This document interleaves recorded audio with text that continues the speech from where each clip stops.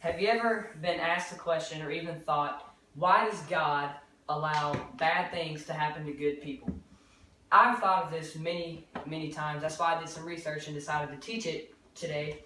And so I want to start off reading Romans chapter 8, verse 28. And it says, "And we know that all things work together for good to them that love God and to them who are called according to His purpose." So I want to share a story with you about an Indian priest. And so this priest is a good person, and he's very well respected in the community, and everyone knows that he loves the Lord. And so one day, his horse that he's had for a while and he loves runs away. And so his neighbor comes up to him and he says, "Man, you have bad luck. You know, your best horse ran away."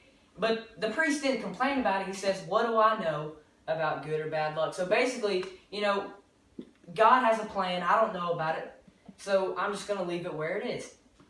And then the next day, the horse that he lost comes back, but not by itself. It comes back with 20 new horses.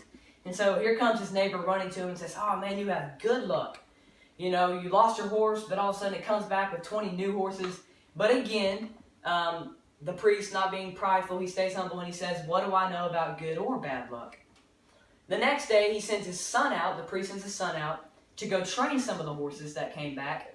And one of the horses kicks him and breaks his leg.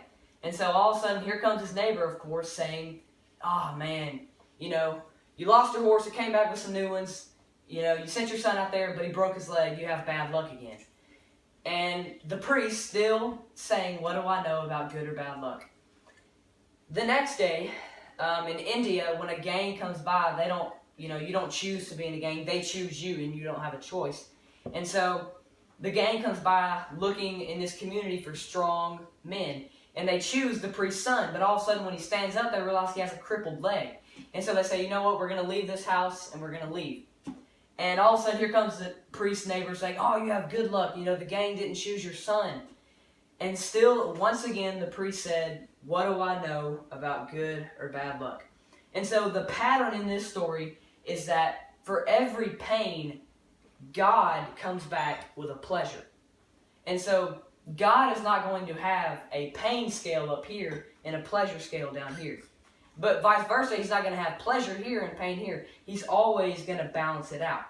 And so this answers the question of, how God kind of balances pain and pleasure, but there's still the question, why do bad things happen to good people?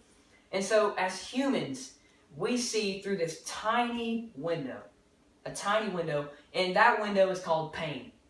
That's all we choose to look at in situations. It's not good, but it's true.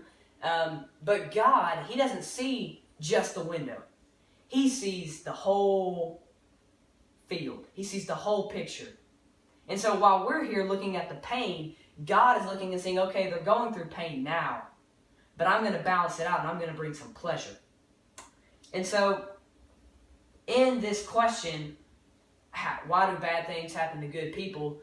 It's really God showing us, even though there's this little window of pain, I'm still going to bring you pleasure. And the whole point of this, if you look back at the priest, not once did he complain when, he was going through pain.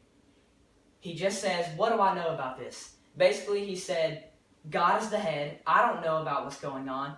Maybe all I see is the pain, but I know that I have a God who sees the whole picture and is orchestrating it all. So the whole point of this is God gives us these situations to try to not look at the pain, but lift up our hands and say, "God, you are good, and that means that your plans are good, and I'm going to lift you up even through the pain."